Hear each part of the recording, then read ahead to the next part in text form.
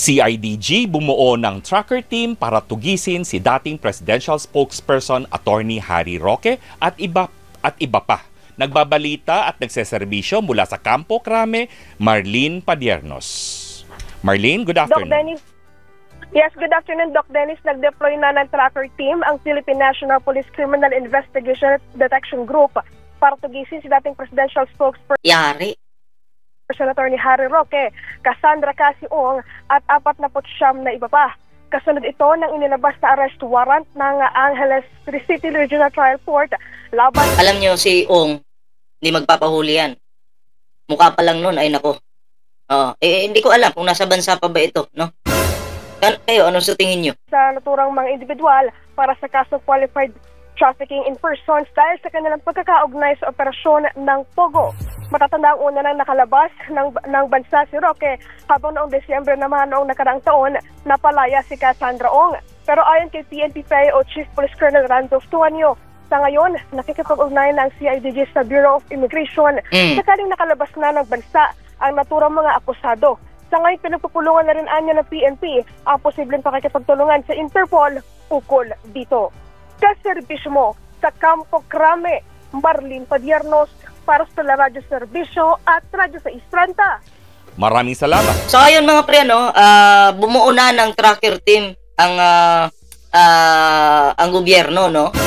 Kasi itong dalawa na to ay talagang nangunguna. Sila po ang unang target talaga. Kaya yung CIDG po talagang nakahanda na, no? Uunahin po itong dalawa at yung iba pa. I think 48 yata.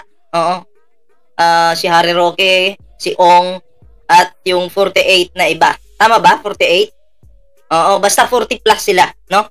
Kaya, yan ang problema, hindi yan tinatakasan. Dapat hinaharap yan. Pero papaano mo nga naman ito haharapin kung alam mo sa sarili mo na talagang pasok ka sa banga dahil may kasalanan ka talaga. Yari ka. Itong mga nagpapahirap sa bansa ay nagtatago na. Diba? Yan yung napala nyo. Sa kakatanggol nyo sa mga Duterte, katulad ni Harry Roque, pinagtatanggol yung mga Duterte. Ang tanong, Duterte ba tutulungan ka? Wala. Hindi ka tutulungan niya. Iiwang ka niya. Pero tapos ka nang gamitin. Si Panilo nga nilaglag ka na. Hindi ka nahiya. So, yun mga pre, lumalabas na. Kumbaga, unti-unti na po silang hinahanap ng karma. Unti-unti na pong gumigipit yung kanilang mundo. Dapat ito si Ong, Cassandra Ong, ay dapat talagang mahuli ito. Salot po itong babaitang itong kupal na to diba? Oo, kupal talaga yan. Sa totoo lang. Kaya yung mga kupal po, katulad ni Ong at Harry Roque, dapat mahuli yan. Tingnan mo, mahal na mahal daw ni Harry Roque yung mga Pilipino, pinagtatanggol daw, pero tingnan mo anong ginagawa. Nilalason po ang isipan ng mga Pilipino. Diba? Nilalason. Nagpapakalat ng mga maling impormasyon. Di umano, Land Grabber pa ito. Ang kapal na muka. Pinagtatanggol yung mga Pilipino, pero Land Grabber pala.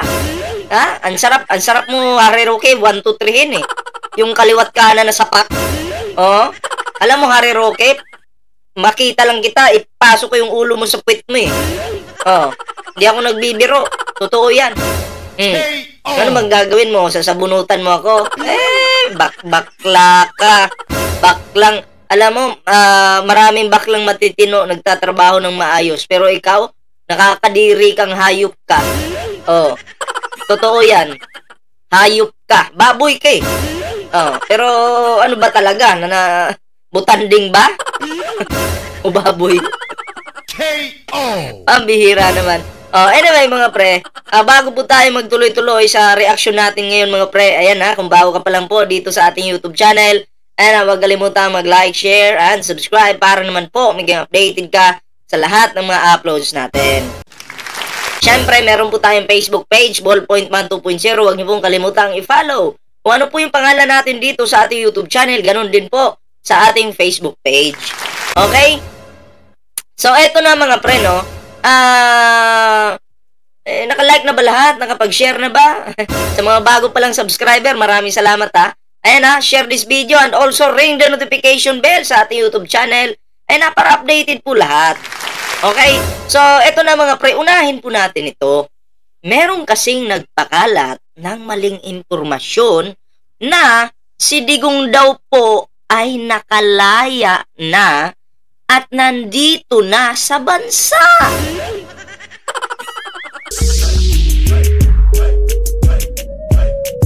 At bilib po ako sa Facebook ngayon. Bakit? Kasi ito po yan, may papakita po ako sa inyo. Bilib po ako sa Facebook ngayon kasi ito yun. Basahin niyo po. Nadidetect po ng Facebook kung fake news ba ito o hindi. Anong nakalagay dito? Dito. Oh, sabi dito, false information reviewed by third-party fact checkers. So may nag-review. Wala kasi ito noon eh. Nung 2024, wala po itong ganito. Pero ngayon po, meron na. Kasi, di umano, si Digong daw nagbalik na ng Pilipinas. Oh, at kung i-CY po natin, ito pindutin ko po ito. Oh, CY. Oh, yan. Yan po yung lalabas. Okay? Oo. Ang lalabas po, false information. Ayan ha.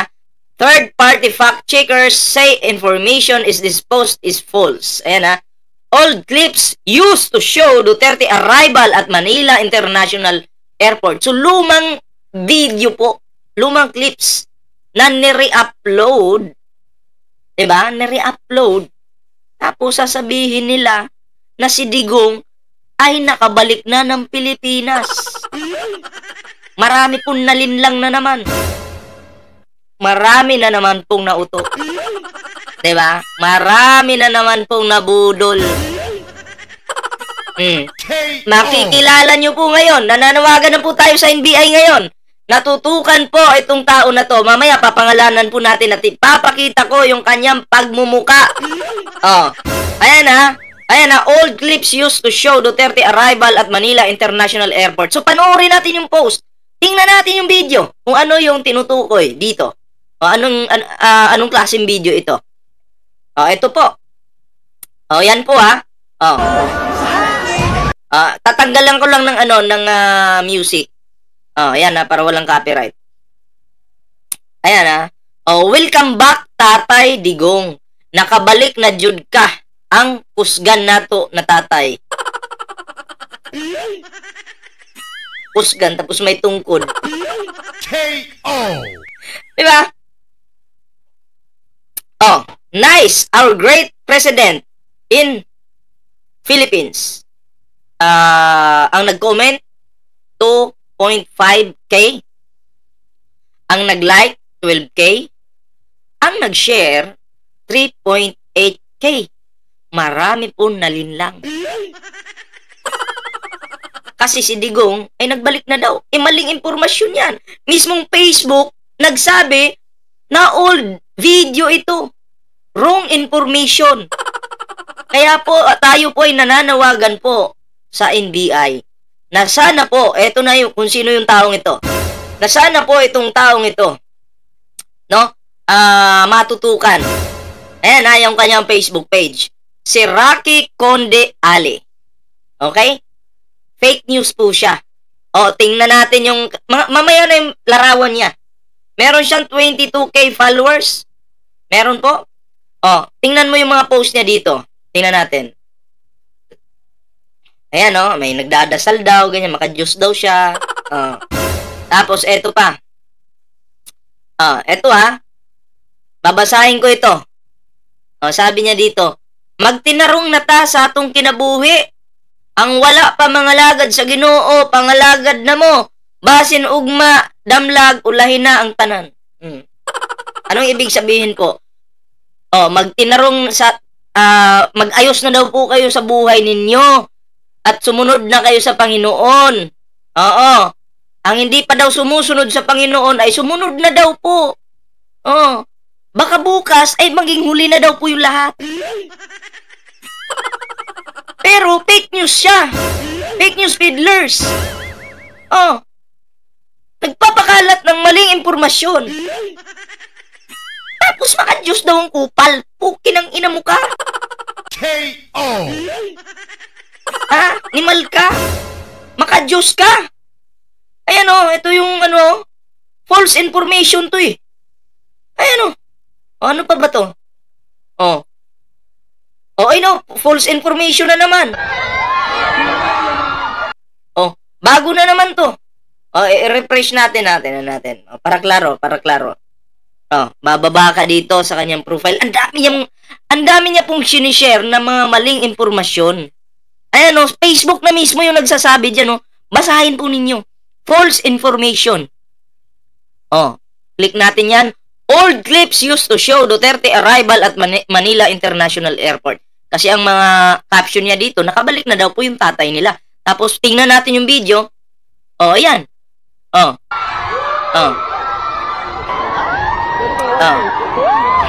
Okay, I wonder what is going on because there are a ton of people here, even Ang top floor. It's like they're all waiting for some kind of celebrity. Look, Ayan. it's a question mark. Ayan, then may cut. Ayan na si Digong pumasok. Ang title, ang caption na dito, congratulations, Tay, balik. Mayor ka na ng Davao. We see hope you soon. Ano daw? We see hope you soon? Nabuwang na. K.O. Okay, sino ba yung taong ito na nagpapakalat ng mga maling impormasyon? Siya po si Rocky Condi Ale. At kung tingnan po natin yung kanyang mga larawan dito ng kupal na to. Okay, ini may mga post siya dito kay PBBM. Ayan, at syempre meron kay General Torre. Oh, 'di ba? Ini-edit niya po yung mga picture. Ginagago niya, winawalang hiya niya. Ayan. Oh. Tapos yung nakita niyo to, ito. Oh, nakalagay diyan, always connect to God. Alam mo, boy, kung nasa tabi lang kita, papasok kita sa puki ng nanay mo. Oh, ibabalik kita at nang tumino ka. K.O. Diba? Always connect to God daw. Oh? Tapos grabe ka makapanira ng tao, grabe ka makapanlinlang ng mga Pilipino, grabe ka makaedit ng muka. Binababoy mo. O tapos ito yung kanyang larawan, pagkanipis ng katawan. Sana po ito tingnan po ng NBI yung kapansanan ng utak ng taong ito. Malala po eh. Talagang malala. Ayan po siya. Ayan, simba-simba pa siya. Ayan simba yata ito eh. Tingnan natin. Siya po ito. Yan po yung kanyang pagmumuka. K.O. Tingnan pa natin. Yan po. Ano ba tong team nila at nang malaman natin kung taga saan tong insektong ito? Ano daw? Living in the end times. Ayan, mga ano niya Tapos may may mga sinishare pa siya ng mga Bible verses. Nakakahiya ka.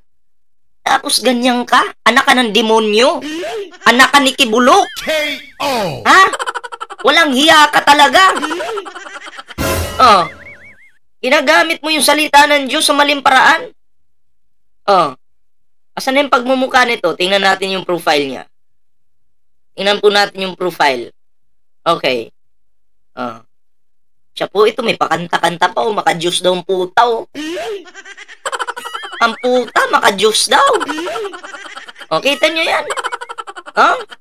Sarap kung sipain na bang kumakanta ka eh. Ayan Yan po yung pagmumukha niya na. Rocky Condi Ale. Yan po yung pangalan ng kanyang Facebook. Yan. Yan ang kupal. At pinapakita ko lang sa inyo yung mukha nito Nasaan na ba yung... yan. Kinikilig yung atay ko sa'yo Ayan po yan po yung kanyang Facebook page. Rocky Conde Ali, sana po ay tingnan po ito ng NBI. Maimbestigahan po yung kanyang ka-fake newsan kasi mismong Facebook na po. Nakita natin, pinakita ko sa inyo kanina na talagang false information yung kanyang pinopost sa Facebook. Search nyo lang po yan. Makikita nyo yan. And mga pre, ngayon, move tayo sa next topic mga pre. Ito yung paborito natin topic na talagang ayaw ni Sarang marinig.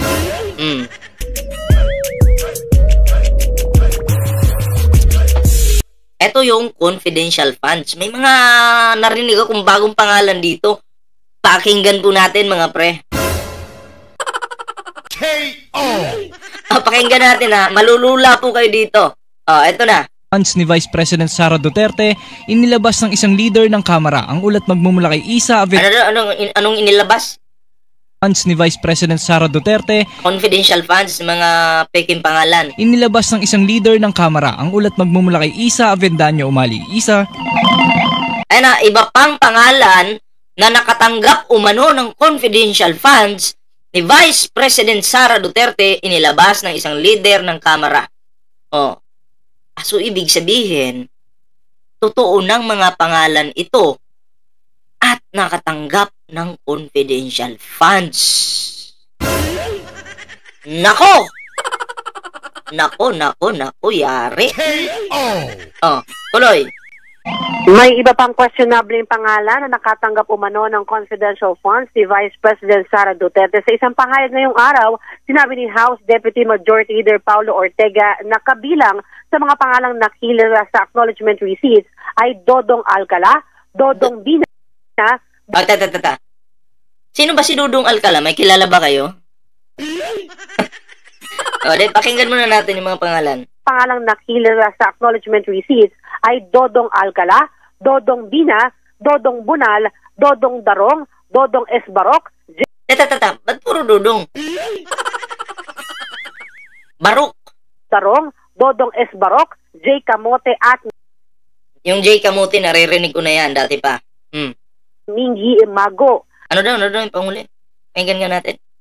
Si Majority Leader Paulo Ortega na kabilang sa mga pangalang nakilala sa acknowledgement receipts ay Dodong Alcala, Dodong Bina, Dodong Bunal, Dodong Darong, Dodong Esbarok, J. Camote at Mingi Mago.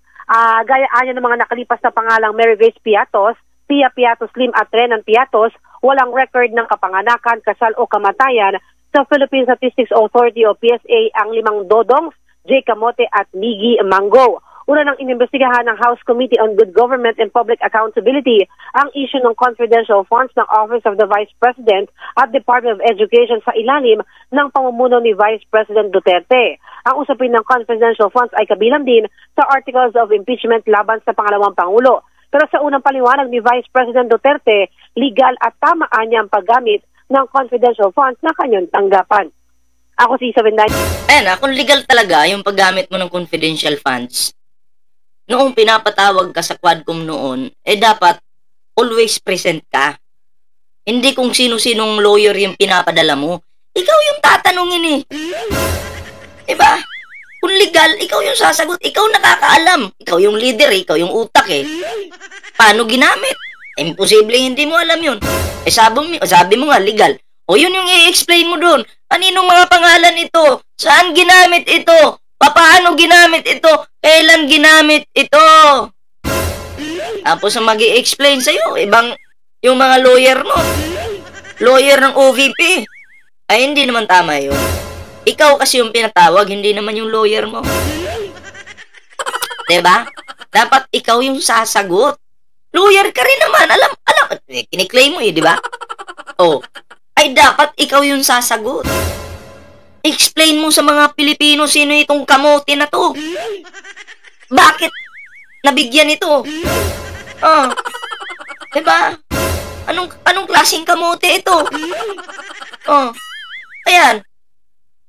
Pero hindi mo kaya Hindi mo na-explain. Alam nyo, ako'y naniniwala, pag ikaw pinatawag, pupunta ka, haharapin mo, at confident ka sa sarili mo, maniniwala pa ako sa'yo na talagang, wala nga tong kababalaghang ginagawa. Pero yung iiwas ka, minsan ka lang dumating, tapos minsan mamimiluso po ka pa. Minsan bida-bida ka pa. Ikaw pa yung galit. Oh. Kailangan mo maggalit-galitan para hindi mapukusan yung issue mo. Ano yun? Tama ba yun? Minsan may taong ganyan, tandaan po natin, may taong ganyan na pagtadtad na siya ng kasalanan, alam niyang kasalanan niya. Halimbawa, isa kayong pamilya sa bahay, bunso ka, may mali kang nagawa, 5 kayong magkakapatid, galit sa'yo yung nanay mo, pati mga kapatid mo. Alam mo ang gagawin mo niyan? Pagdating mong bahay, maggalit-galitan ka rin. Para mabaliktad ba yung sitwasyon? Ha? Para hindi ka mapagalitan, kailangan magalit ka rin. Oh.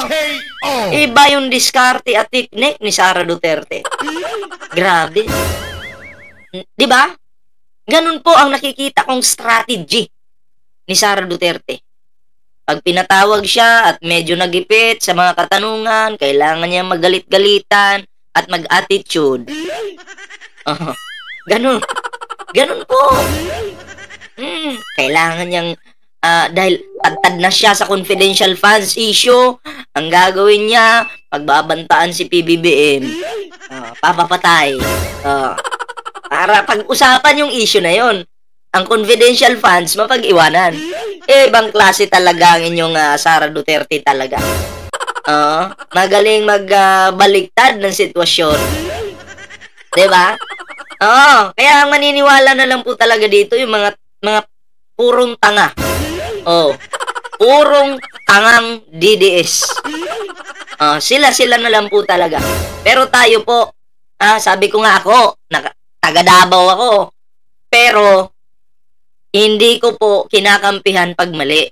Pag tama ka, di puriin natin. Katulad doon sa noon, panahon ni Digong, sumuporta tayo. 'Di ba? Yung pinagawa niya diyan sa yung dagat na 'yon. Yung Manila Bay, maganda yung pinagawa niya. Pinuri natin 'yun, 'di ba? Pero yung nakaupo ngayon na si PBBM, medyo papatalsikin niyo, hindi na tama 'yun. 'Di ba? Tapos ka na eh. Hayaan mo yung tao maglingkod. Tapusin niya yung 6 years niya. Diba? Hindi naman pwedeng kayo na lang palagi pamilya, maging papalit-palit. Tapos mo maging presidente, si Sara na naman. Hindi pwede yun. Walang kakayahang maging presidente ang babae. Okay? Pwede pa siguro mag-vice. Magtutulong. Pwede pa yun. Pero magiging presidente ka, ambisyon mo, babae ka, walang kakayahan mamuno ng bansa ang babae. Tingnan nyo sa Amerika. Puro lalaki po ang presidente doon. Pag may tumatakbong babae, hindi na nanalo yan. Si weak leader po. Pag babae, weak leader. Yan po yung katotohanan dyan. Ay, naku po. Anyway, mga pre, eto na. Bigyan na po natin ito ng reaksyon. Ang lulo ko talaga na si Panels talaga. Nilaglag po. Nilaglag si Harry Roque. Nilaglag. Pakinggan po natin yung sasabihin ni lolo ko dito. Lolo Panels ko. Lolo Panels ko. Pakinggan po natin. I just wanted to ask about your colleague, Attorney Harry Roque, who is still in the Netherlands. There is a warrant of arrest So, nasa Netherlands pa po si Harry Roque. Klaro po yan. Out for him for qualified trafficking in persons. And he said that hindi siya mapapauwi hanggang walang desisyon yung kanyang asylum. Tama po ba yun? At ano pong should he stay outside the country?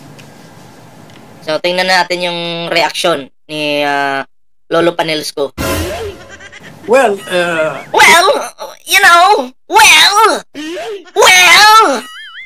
Ganyan naman yung lolo ko eh. Hindi na kayo nasanay. K.O. Well.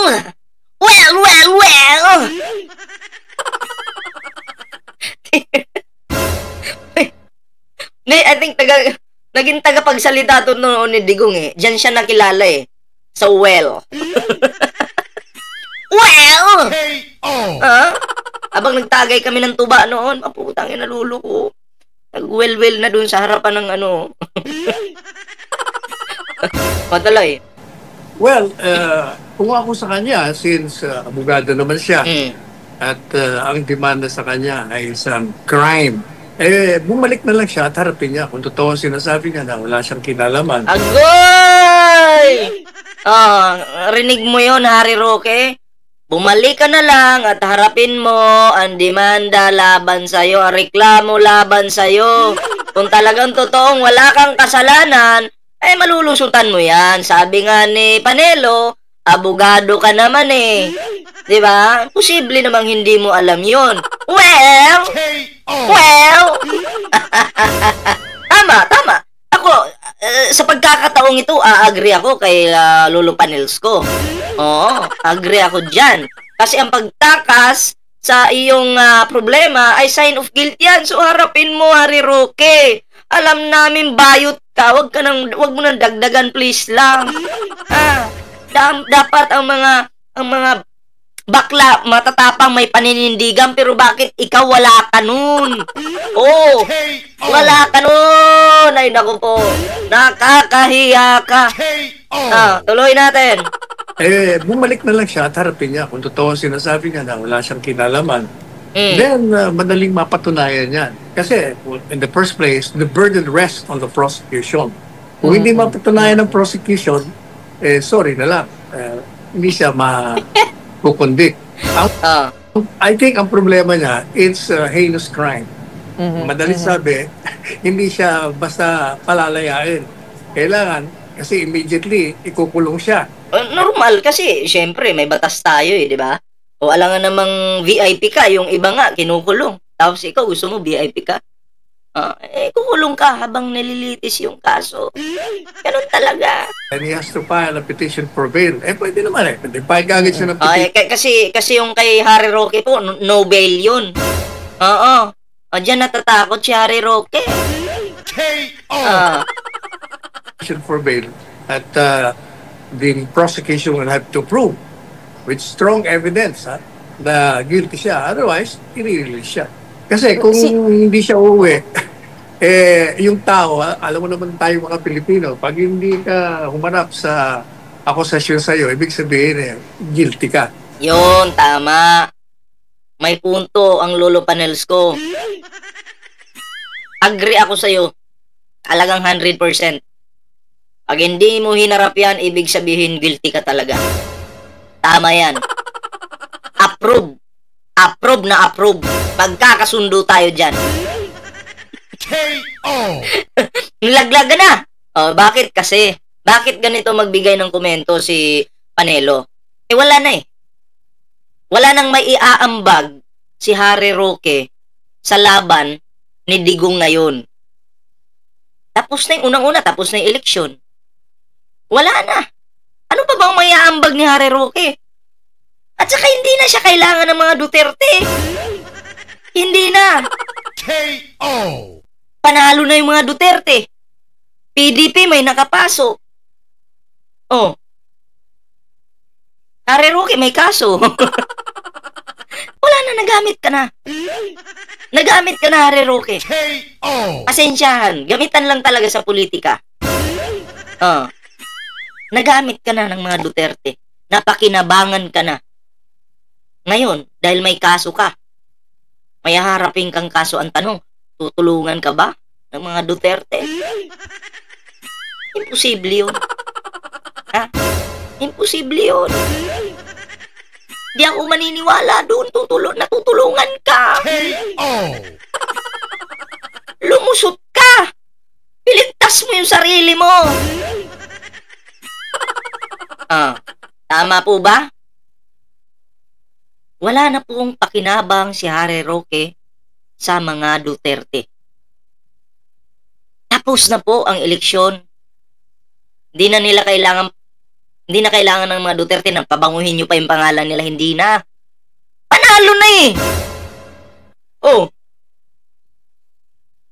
anong silbi mo ngayon, Harry Roque?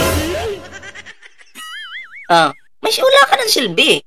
Isa ka na lang dugyot na butandi ngayon na nangangamoy. Diba? Si Panelo walang kaso. Kasi si Panelo, hindi naman, pag magbigay nga ng komento sa administrasyon, hindi naman paninira yung ginagawa. More on, pa lang siya. More on talagang batas siya. Diba? Kaya nga lang, minsan may pagiging bias. Pero hanggang doon lang yun. Pero ikaw, Harry Roque, paninira yung ginagawa mo. Oh. Yan mo, si Panelo, dumikit kay Digong. Ikaw, dumikit ka kay Digong. Pero sinong may kaso? Sinong may warrant? Di ba? Ikaw. Tama ba? Ikaw yung may warrant. Si Panelo, hayahay lang, pawel-wel lang. Well.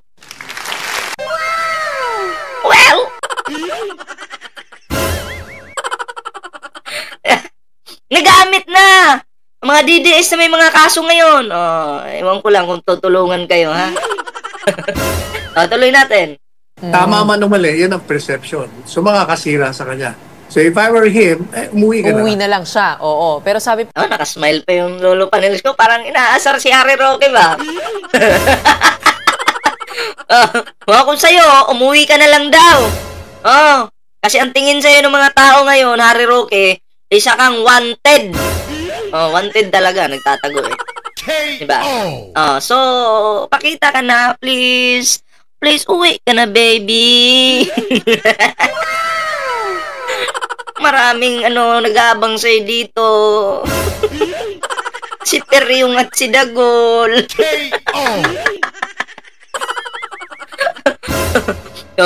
Mantikaan lang yan, pwede na. Tuloy. Po niya, politically persecuted daw po siya, no?